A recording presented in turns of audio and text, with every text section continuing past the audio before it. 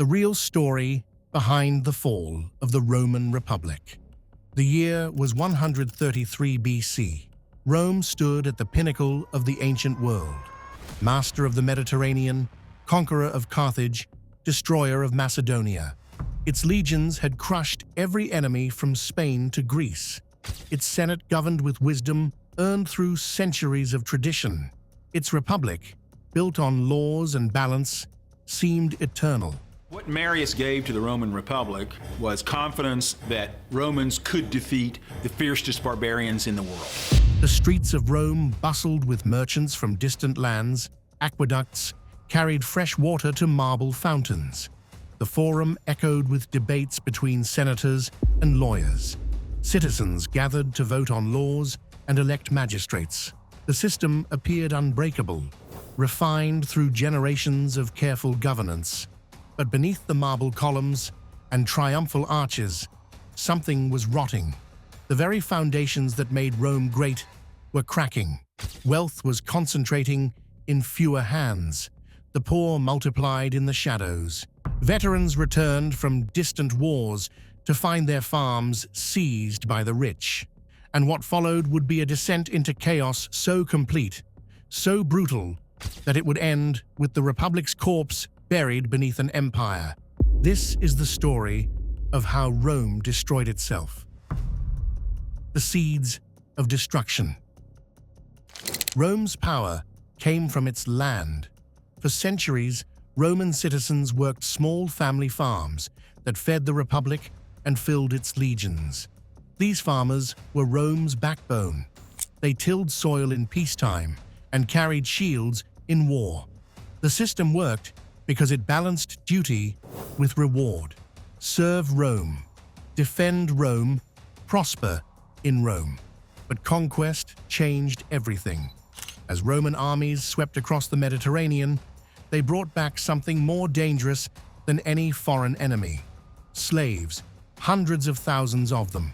Prisoners from Carthage, captives from Greece, laborers from every defeated city. The wealthy bought them by the thousands and put them to work on massive estates called latifundia. Suddenly, the small farmer could not compete. How could a family plot match an estate worked by hundreds of unpaid slaves? The answer was simple. It could not. One by one, Roman farmers lost their land. Some sold out to wealthy neighbors. Others were forced out by debt. Many had spent years away fighting Rome's wars, only to return and find their farms abandoned, their families scattered, their land claimed by aristocrats who had never held a sword. They left for the city, hoping to find work. Rome's streets swelled with landless citizens. Men who once fed the Republic now begged for grain. The slums grew like a disease. Crime spread through narrow alleys. The gap between rich and poor became a chasm. Senators lived in marble villas, while former soldiers slept 10 to a room in crumbling tenements. The Republic had become an oligarchy dressed in democratic robes. Then came two brothers who refused to accept it. Blood in the Forum. Tiberius Gracchus stood before the Roman people in 133 BC with a simple proposal: take back land from the wealthy who had illegally seized more than the law allowed, redistribute it to landless citizens, restore the backbone of Rome. The Senate was horrified. Many of its members owned vast estates built on that very land. They saw Tiberius not as a reformer, but as a threat to their power and wealth. Arguments turned to shouting. Shouting turned to threats. Tiberius pressed forward anyway. He brought his proposal to the People's Assembly, bypassing the Senate entirely. The crowd roared its approval. On the day of the final vote, as Tiberius stood in the Forum surrounded by supporters, a group of senators made their move. Led by Scipio Nasica, the chief priest of Rome, they grabbed wooden chair legs and clubs. What followed was a massacre. Tiberius Gracchus was beaten to death along with 300 of his followers. Their bodies were thrown into the Tiber River like garbage. Rome had crossed a line. Political disagreement had turned to murder. 10 years later, Tiberius's younger brother Gaius took up the cause. He pushed through reforms even more aggressive than his brothers: land redistribution, subsidized grain for the poor, voting rights for Italian allies. The Senate watched with growing alarm as Gaius's popularity soared. In 121 BC, the Senate declared martial law. Gaius and 3,000 of his supporters were hunted through the streets. When Gaius realized capture was inevitable, he ordered his slave to kill him rather than face the Senate's vengeance. 2 brothers, both dead, both killed for challenging the oligarchy. But their deaths proved something terrible. Violence worked. From this point forward, Roman politics would be decided not by votes and debate, but by mobs and murder. The general who changed everything. Gaius Marius was born to a family of no importance. He had no noble ancestors, no inherited wealth, no political connections. What he had was military genius and ruthless ambition. In 107 BC, facing a difficult war in North Africa, Marius made a decision that would reshape Rome forever. He opened military recruitment to the landless poor. Men who owned nothing could now join the legions. It seemed like progress. The poor finally had opportunity for dignity and income. But there was a catch. These soldiers did not serve Rome. They served their general. Marius equipped them, Marius trained them, Marius paid them. And most importantly, Marius promised them land and pensions when the fighting ended. The Senate could not make those promises. Only the general could deliver. Only the general stood between a soldier and destitution. For the first time in Roman history, armies became personal forces loyal to individual commanders rather than the republic itself.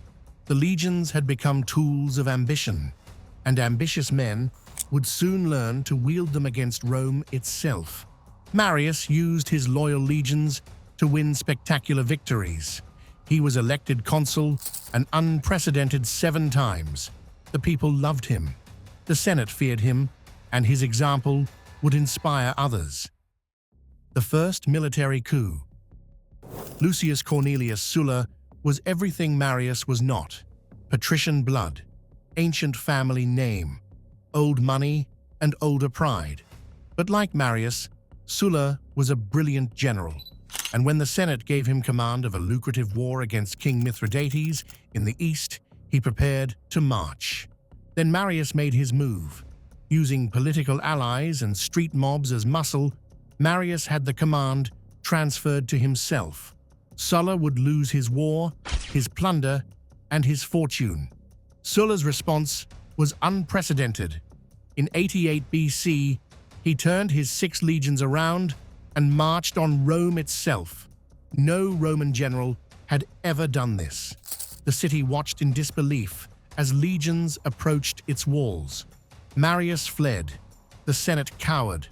Sulla entered Rome not as a defender, but as a conqueror. He restored order, he claimed. He was saving the Republic from mob rule and demagogues. Then he left for his war in the east, confident his enemies were broken. He was wrong. The moment Sulla left Italy, Marius returned with his own army. Now it was Sulla's supporters who were hunted through the streets. Marius unleashed a purge so brutal that blood literally ran in the gutters. Senators were butchered in their homes. When Sulla returned in 83 BC, he brought vengeance and an army hardened by years of war. The proscriptions. Heaped up above that ditch, what's known as an ager, and everyone would have their place. Sulla entered Rome and declared himself dictator indefinitely. His first act was to introduce something Rome had never seen before: the proscriptions. Lists of names were posted throughout the city. Anyone on the list was declared an enemy of the state. They could be killed on sight. No trial, no defense. Their property would be seized and auctioned off. The city became a hunting ground. Slaves killed masters. Neighbors betrayed neighbors for confiscated estates. Thousands died. Ancient sources suggest between 4,000 and 9,000 victims. Severed heads were brought to Sulla and displayed in the Forum. Among Sulla's supporters was young Pompey, just 23 years old, who earned the nickname the Young Butcher for his efficiency in hunting down enemies. Sulla believed he was restoring order. In reality, he was teaching Rome's future leaders a simple lesson. Power came from the sword, not the Senate. When Sulla retired in 79 BC, he left behind a republic that was republic in name only. Rome belonged to whoever commanded the most loyal legions. 3 men divide Rome. Provinces that were becoming wealthy through trade with Rome, perceived as a richer land near the Mediterranean. By 60 BC, 3 men had risen to dominate Roman politics. Pompey the Great, conqueror of the East, Marcus Licinius Crassus, the richest man in Rome, and Julius Caesar, a brilliant politician from an old but impoverished noble family. They formed a secret alliance, the First Triumvirate. Together, they divided the Republic like a business deal. Pompey would get land for his veterans, Crassus would get favorable tax laws, Caesar would get a military command in Gaul. The Senate was powerless to stop them. Caesar left for Gaul in 58 BC and spent the next decade conquering vast territories across what is now France, Belgium, and parts of Germany. He fought hundreds of battles, defeated millions of warriors, enslaved countless thousands. His campaigns were brutal and effective. Caesar's legions worshipped him. He shared plunder generously. He fought alongside his men. He remembered their names. They would follow him anywhere. Meanwhile, the triumvirate collapsed. Crassus launched a disastrous invasion of Parthia in 53 BC. His army was annihilated at the Battle of Carrhae. 20,000 Romans died. Crassus was killed, according to legend, when molten gold was poured down his throat. Now, only 2 remained, Caesar and Pompey, and Rome was not big enough for both. Crossing the Rubicon. But they were also, because of their tremendous prominence, very important. The Senate, terrified of Caesar's power, ordered him to disband his army and return to Rome as a private citizen. Pompey was given command of legions to enforce the order. Caesar knew what this meant. If he obeyed, he would be prosecuted, exiled, or killed. His veterans would receive nothing, but if he refused, he would be starting a civil war. On January 10th, 49 BC, Caesar stood at the Rubicon River, the boundary between Gaul and Italy. Roman law was absolute. No general could cross it with an army. To cross was treason. Caesar had 1 legion with him, the 13th. Pompey had far more forces in Italy. According to the historian Suetonius, Caesar quoted a Greek playwright, "Let the die be cast." The 13th Legion crossed the Rubicon. Civil war exploded across the Roman world. Pompey retreated to the east to gather forces.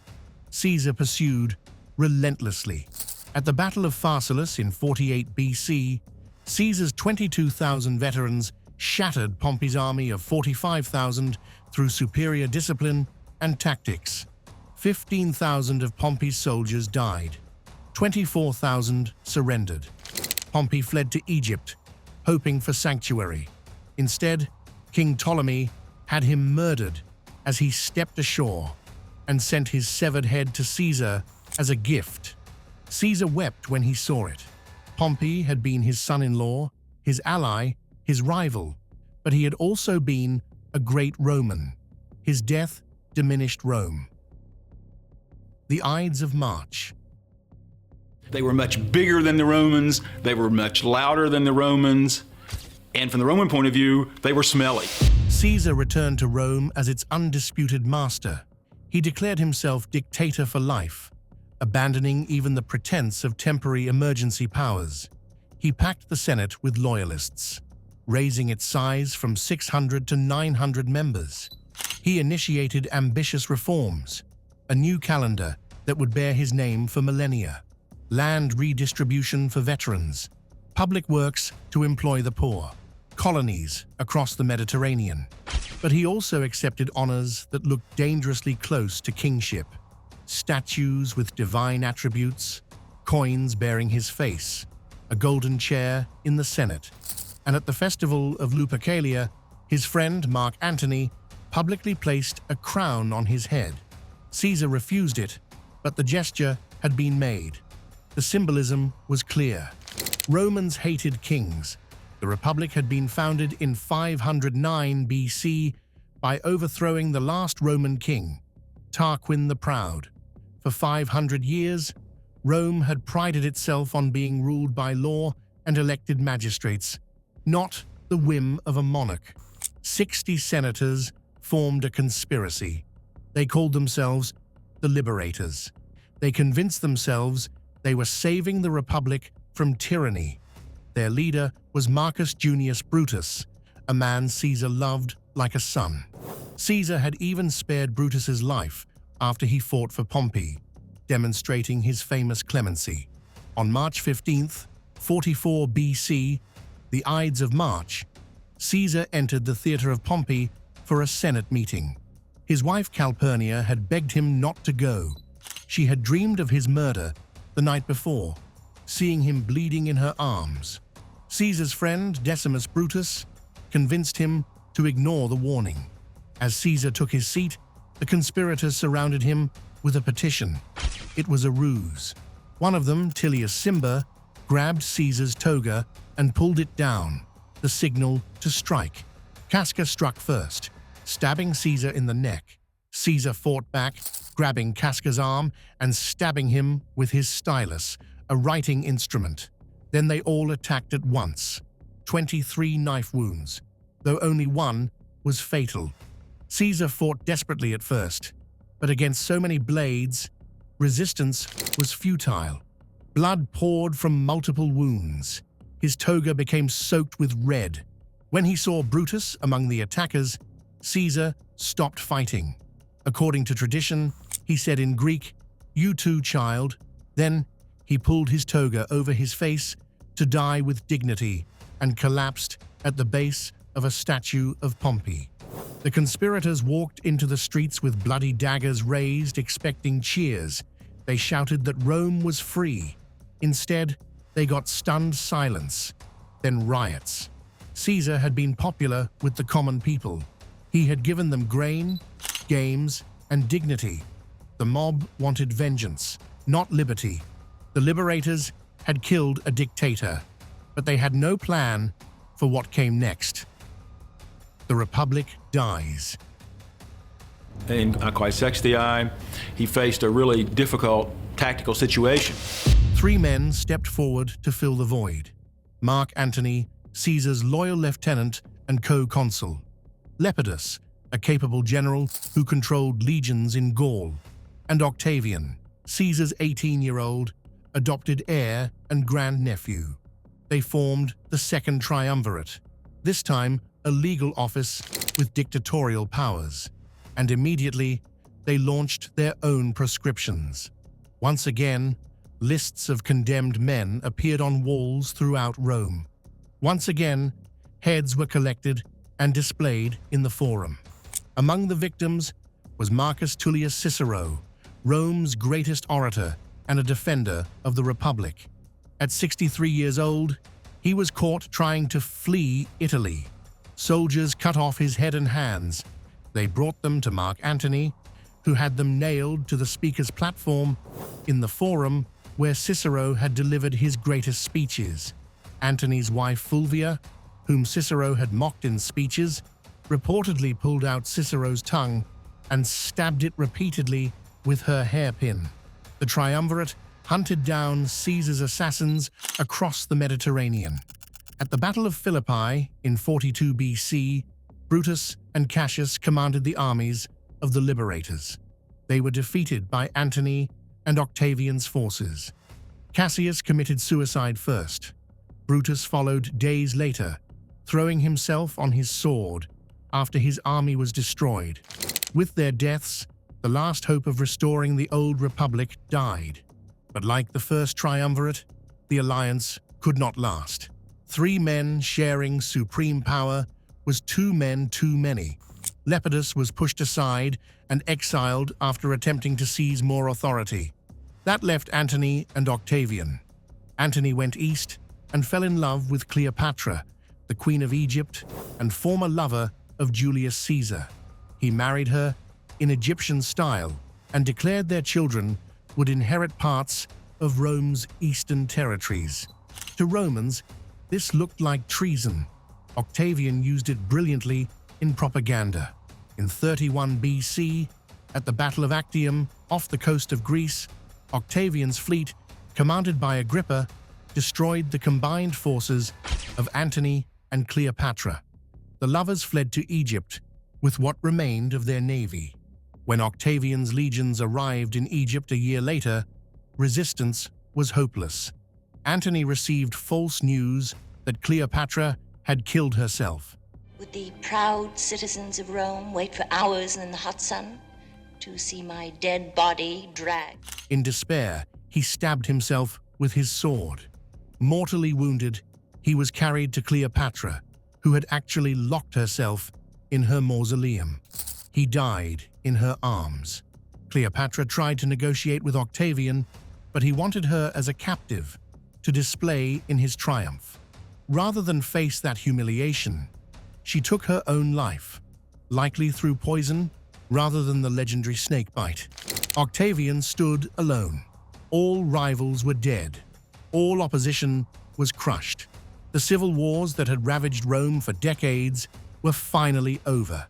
In 27 BC, Octavian appeared before the Senate in a carefully choreographed performance. He offered to restore the Republic and surrender his powers. It was political theater. Everyone knew the truth. The Senate, packed with his supporters, refused his offer and instead granted him supreme authority. They gave him a new name that would echo through history: Augustus, the revered one. The Roman Republic was dead. The Roman Empire was born. The lessons of collapse. The fall of the Roman Republic was not caused by foreign invasion or natural disaster. Rome destroyed itself through inequality, corruption, and the transformation of armies into personal power bases loyal to generals rather than the state. The Republic lasted nearly 500 years.